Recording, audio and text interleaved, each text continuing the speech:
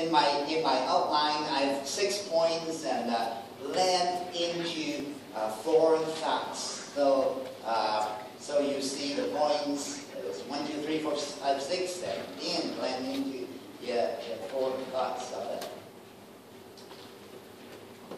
What would you ask God if you could ask Him one question? The number 1 question that came up over and over was, what's God's will for my life? What's God's will for my life? Nothing is more important than knowing God's will. John Brodus said that success is knowing the will of God and being right in the center of it. God wants us to know His will. He says that in Ephesians. Shall we read this together, all together? Please be very careful how you live. Not as the wise, but as wise. Making most of every opportunity, because the days are evil. Therefore, do not be foolish, but understand what the Lord is. Yes, thank you. See, God wants you to understand what His will is. So why is it so difficult? Why is it so hard to figure out? God, what's your will in my life? What's your will for my life? Why is it so confusing a lot of time? Why are we in the fog so much in the time? I think the reason is because there's some basic misconceptions of God's will. So this morning, let's try to learn more about God's will together. It is very interesting that many people are looking for the wrong thing when it comes to God's will. There are many misconceptions. So, what God's will is not, first of all, God's will is not a feeling. It's not a sensation or an impression. Some people use this technique. They sit down, get neutral, let the mind go blank, and wait for an emotion or an impression. God's will is not feeling. The problem with this approach is that feelings are unreliable. They are highly suspect. They come from many different sources. They can be based on fatigue, illness, a TV show that you watched, or a book you read, a bad pizza you had last night. Maybe you just did some Pepto-Bismol. And it's not God speaking to you. Feelings are highly unreliable. Joshua 17:9 says, a heart is deceitful. In Hebrew, that means it's sick. And when you are sick, you don't feel good, right? When you don't feel good, you can get all kinds of feelings. The devil can create feelings. Wow. God's will is not a feeling. Feeling comes and goes. And God's will is not a formula. This is a mechanical approach. You know, follow this recipe and you get automatic results. Most books on God's will are this approach.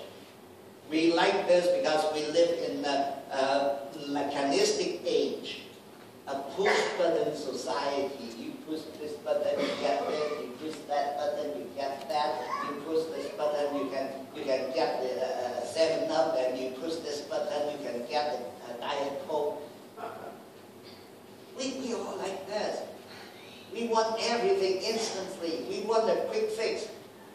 No, 10 easy steps to know God's will, right?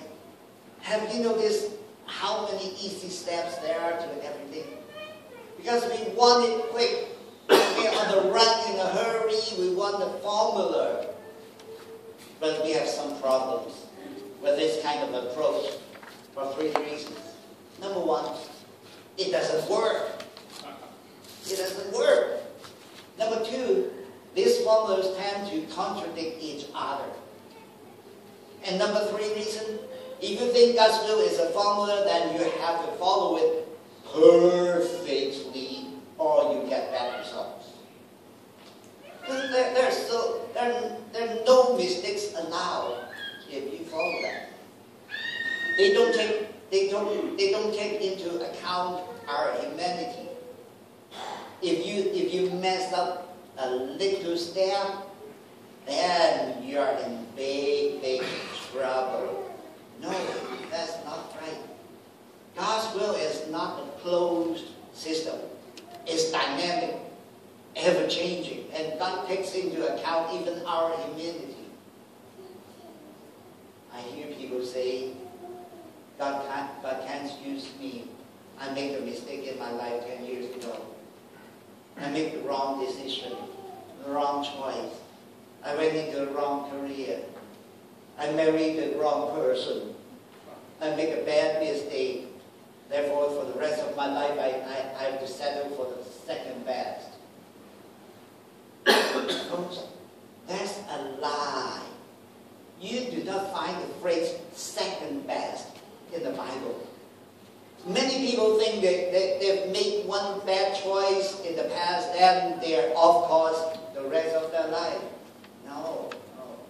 All believers have made mistakes. Trust me.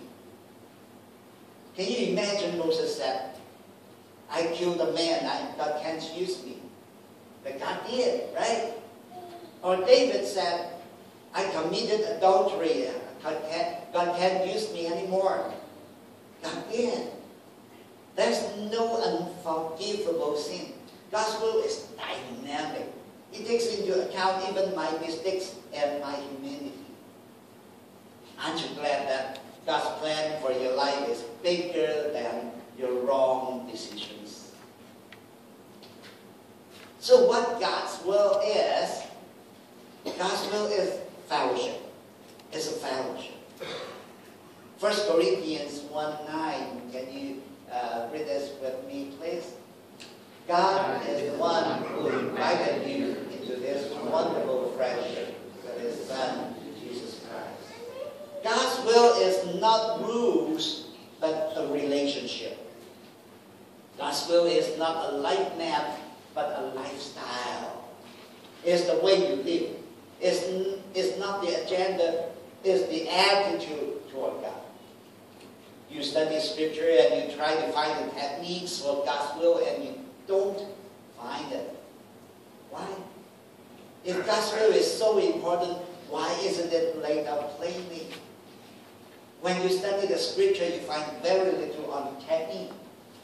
You find thousands of verses of relationship to God, because God's will is a fellowship, a relationship, and not a rigid rule. Focus on God, not on guidance. Then we find that often through the Scripture, the Bible compares the Christian life to marriage. When Wina and I were dating, we wrote love letters to each other. I had to write down my feelings so she knew how I felt, and likewise she wrote to me and let me know how she felt. And now we've been married long enough that we don't have to write down our feelings anymore. We know how the other half feels immediately. Sometimes it's not too good to do that. The deeper relationship, the fewer the rules. The deeper your relationship to God, the fewer the rules to focus on. God's will is relationship. Now, notice this, please. There's a lot more freedom regarding God's will than most Christians realize. I think in many situations there are many choices you can make, and all of them will be God's will. I don't think it's a matter of black and white in every situation. God may have several options, and any of them would fit into His will If His will is relationship, then your attitude is the key to that. Attitude that blocks God's will in our lives, there are three of them, at least. So, let's don't be fatalistic about God's will. Do you remember an old hit song? What will be, will be. You remember that? Oh, sorry, show your age. What will be, will be. It happened. Then, therefore, it must be God's will. You passively slide through life. Many people have this attitude of resignation. They assume that everything that happened in their life is God's will. That's fatalistic. Why? Because that's unfair to God. If everything that happens in God's perfect will, then God gets blamed for all the bad in the world. God gets blamed for all the evil in the world. Actually, many people do that, right? When I say the phrase, it must be the will of God, what do you usually think of? Good things or bad things? And insurance policy says, this policy covers everything except acts of God. What are acts of God they mention? A baby gets born? No. Somebody gets healed? No. Somebody gets married and lives happily ever after? No. What they meant acts of God was disaster, tidal waves, earthquakes, you get struck by lightning, this kind of things. That's what they call acts of God. Isn't it amazing that if things go right in my life, I was lucky, but if things go wrong, it must have been the will of God. God gets blamed for the bad and luck gets blamed for the good. No way, Jose. Wrong. The Bible makes it extremely clear that God's perfect will is not always done. If God's will were always done, then the place would be perfect and we'd be in heaven. That's why we have to pray in the Lord's Prayer, Thy will be done on earth as it is in heaven. It's done perfectly in heaven. It's done imperfectly on earth. So please don't blame God. Don't have a fatalistic attitude to God's will. Not only is unfair to God, it's unhealthy for you too. When I have this fatalistic attitude that whatever happens is God's will, I'm a puppet, not a person. I'm a puppet that God sit down and then using the strings and then pulling me over and then you are a puppet that God is sitting there and moving you around. You're not a person. So, what that fatalistic attitude does is rob you of one of the greatest gifts God has given you, and that's the freedom to choose. This fatalistic attitude tends to promote self-pity and passivity, and it keeps you from growing. The plane is taking off of you. I didn't have any choice. It was God's will. We don't grow when we pass about and say that everything that happens is God's will. Christians are here in the world to bring about the will of God. It robs you of initiation. The parents that makes all the decisions for his or her own child, never lets the child make any decisions of her own, that poor child is doomed to immaturity. God wants you to grow up. He lets us make choices, and even when we make the wrong ones, is part of growing up, like learning to walk, right? You stumble, but that's the way you learn. And God wants you to learn. God wants you to come to a point in your life that you make decisions. That's called maturity.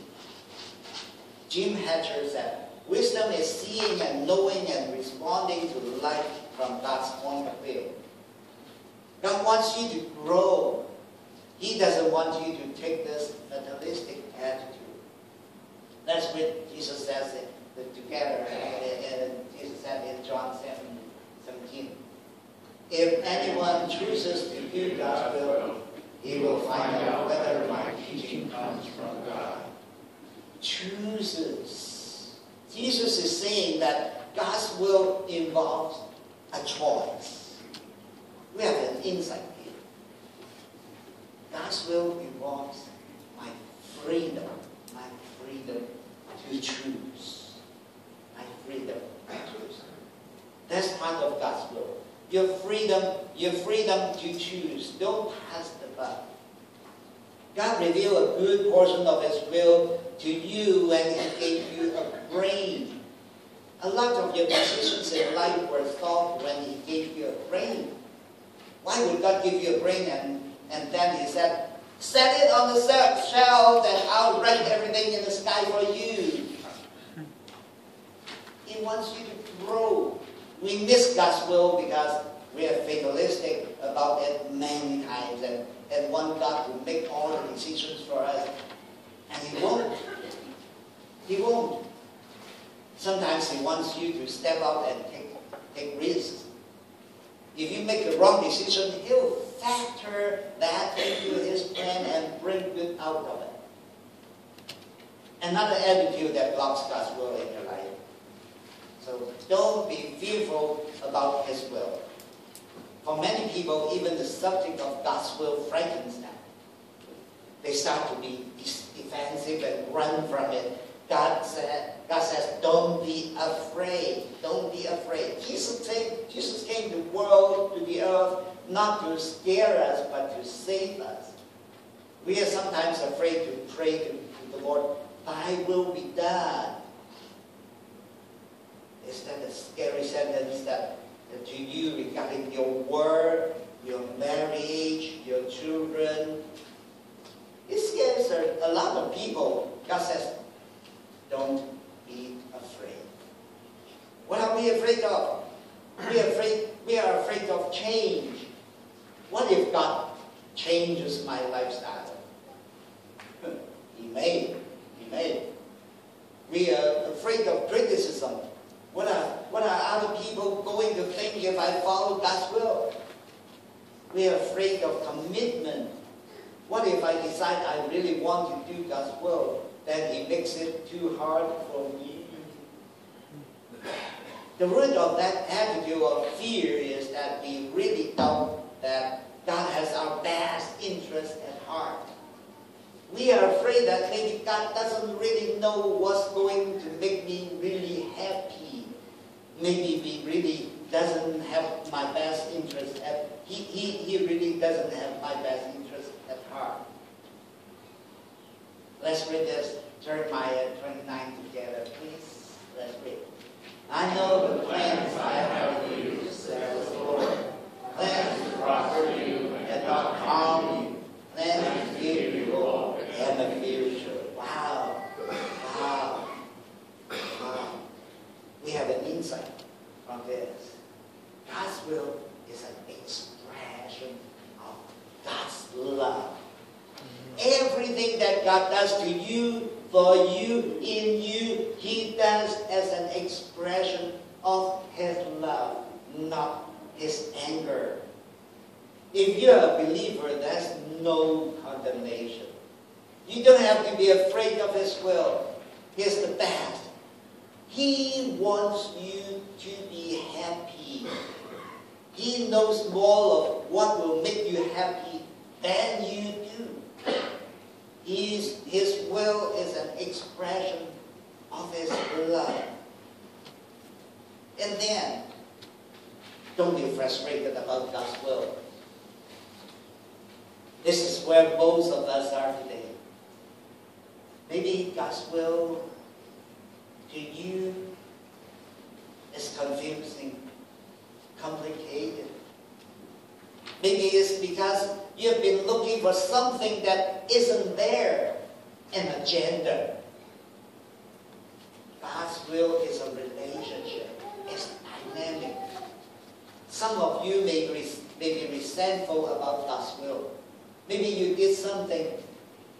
You honestly prayed about it, felt it was God's will, and it won't. What happened? You're resentful. Or maybe you look at other people's success. They may not even be trying to live for the Lord, and they have success while you're going through. What happened? Maybe you feel like a failure and don't feel like you can start over again. You're worried and confused.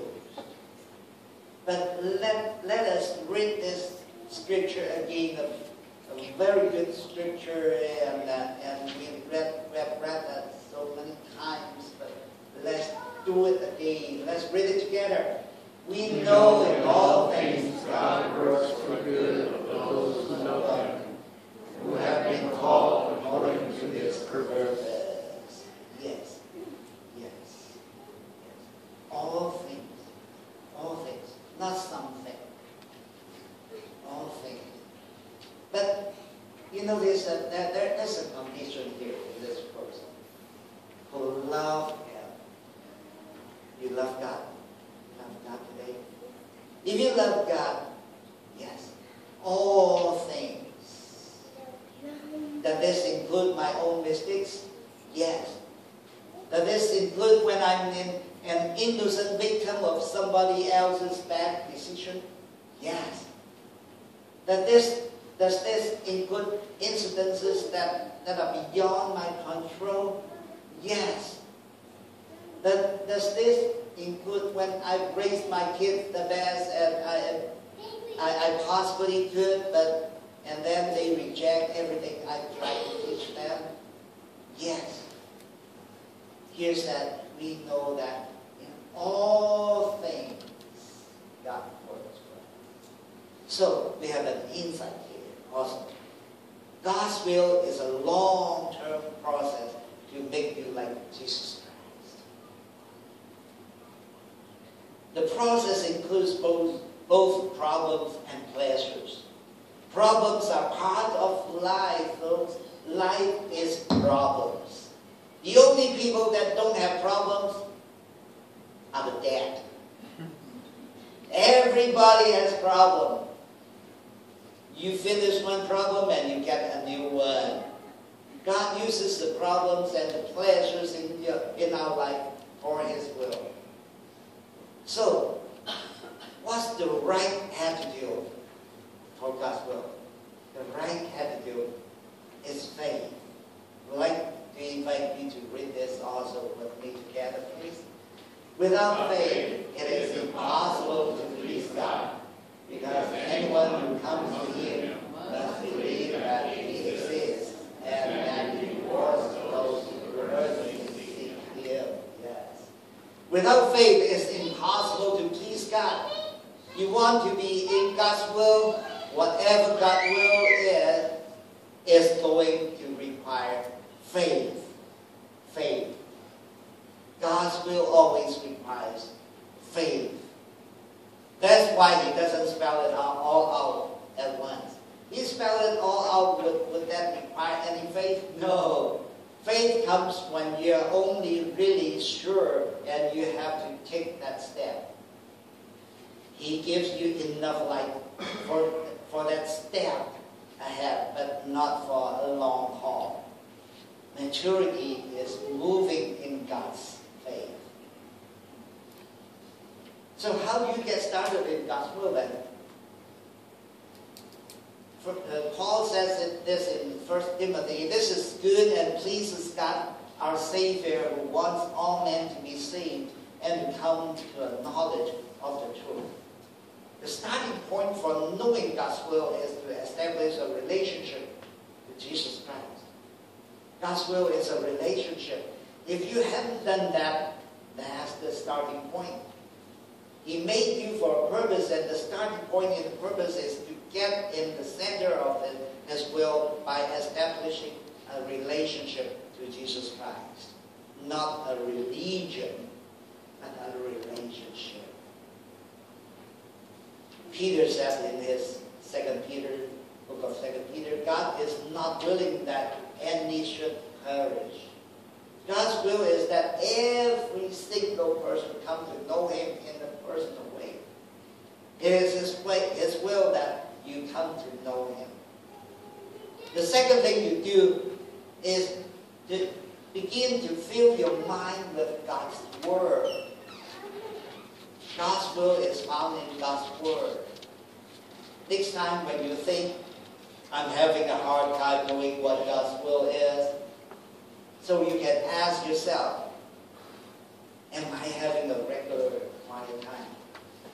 Am I memorizing any scripture?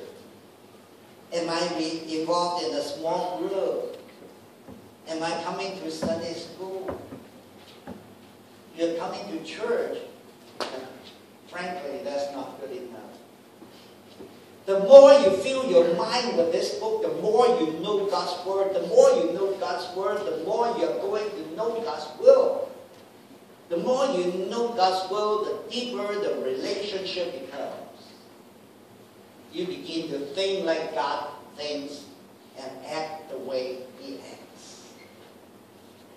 Now, we are going to start a new series next week. I don't know if you have seen this picture or logo or whatever you call it, poster when you come to church today. Have you seen that?